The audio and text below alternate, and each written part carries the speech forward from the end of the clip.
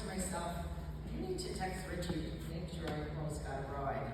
And then tell him, don't worry, we got KK. We got KK. It's something we've been saying for so many years, it's an automatic response. KK had no children of her own and never married. I've heard she left a man or two at the altar, but that's hearsay. That's hearsay. However, she had 17 nieces and nephews along with their spouses, and too many grandnieces and nephews to count, as was just witnessed beautifully up here. My mom, Eileen, KK's sister, used to say she was the luckiest aunt around, and she certainly was blessed to have us all, and we were certainly blessed to have her. She was godmother to Kerry, Tommy, and Kevin. Aunt Kay was always a caregiver. She was a nurse at the VA hospital for over 30 years, caring for the many veterans who proudly served our country. She was instrumental in setting up a counseling group in the hospital for those who were struggling with addiction. She did that on her own. She always worked the night shift and all the holidays so that her co-workers with families would be able to be home with their families celebrating. When Grandma Brennan fell ill, KK came down to help take care of her at 24th and Lane, while still working in Manhattan. Uncle John told her he had a car for her if she'd only get her driver's license. So, at the age of 50, Kay finally learned to drive. She drove back and forth into the city for many years, and after retirement, she drove around with her buddy Duffy on the seat next to her in the car. She loved that dog so much, and he was her companion for many years. When Uncle Jim came up from Florida and was diagnosed with cancer, she again became a caregiver. They bickered as siblings do, but you knew they really loved each other. When I began my career teaching and needed help with the girls, Kay was there. She saw Annie in the backseat of the babysitter's car being ignored. Kay walked up to the car and told Annie, "You'll never be ignored again." And after that day, she became Annie's caregiver, and Meg and Kathleen too when they got home from school. Kay and Annie were buddies, and she spoiled her rotten. Hot dogs and shakes at Maria's stand out there. Grilled cheese after that. She started to get a little chubby.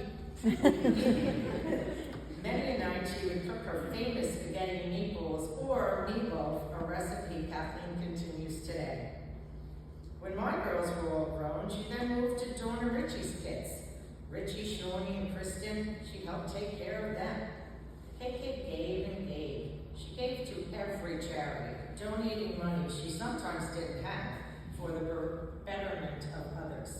She gave her time and love to us. She took care of us. She had us. After my mom died, she was living in 30 Bedford while her house was being raised. Although my father had a 24-hour aide in the house, it was wonderful and reassuring to Kevin and I to know that KK was there too. Taking care of my dad so well, as she was so good at it. Kay became the matriarch of our family after my parents died, and was included in all our Thanksgiving and Christmas holidays. She spent many celebrations with the Hennessy Band and Aunt Mo. It's hard to talk about KK without talking about Aunt Mo. It's how it has been. Aunt Mo and KK, a pair, a dynamic duo. They were best pals, spending endless hours together. Aunt Mo was the younger sister, taking care of her big sister, driving her to all her doctor's visits, getting her groceries, and just spending time with each other. Kay and Mo had an unshakable bond. They spent many, did I say they were the dynamic duo? Did I skip that? Sorry, they were the dynamic duo. They spent many a happy Sunday night having dinner over John and Patsy's, watching the sunsets, sharing time and memories and laughter. Uncle John tells the story of what a great baseball player KK was. When she was about 13 years old, she played on the boys' baseball team as a pitcher. They were playing a championship game against a team from Long Island that had matching uniforms and brand new equipment. Kay's teams were dressed like ragamuffins, in Uncle John's words, and Kay pitched the winning game. Uncle John said, Uncle Mike had the faster pitch, but KK had more control. She was always the only girl on the team. When she could no longer play baseball, she got into the league nephews and sometimes her nieces. In her later years, Kay didn't like to go out much. It was hard for her to walk long distances because of her earlier back injury at work. So family would come to visit her at her house. She loved her family so much and hearing about everybody's news. Kay's was the safe haven where her family could come to talk or stay over. Her door was always open.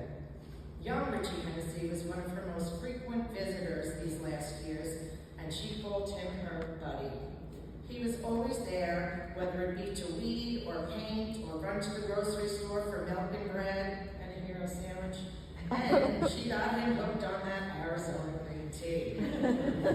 The Brennan girls were there bringing meals. Uncle John would bring over his favorite Irish soda bread, which Kay used to share with me all the time. She was lucky to have Tuesday nights with Kevin. He would bring over dinner and they would watch her favorite show, The Chosen. Jimmy would come on Fridays or other days to pay the aide, take care of her bills, and try to teach her how to use the remote control for her TV and change her thermostat over and over. Kay always had a great faith and entered the convent in her early years, but realized quickly that was not to be her path. She spent her life in service of others. She had a childlike innocence and was known to say every time she watched her favorite show, The Chosen, she learned something new. It may have been the same something new, but she said it just the same.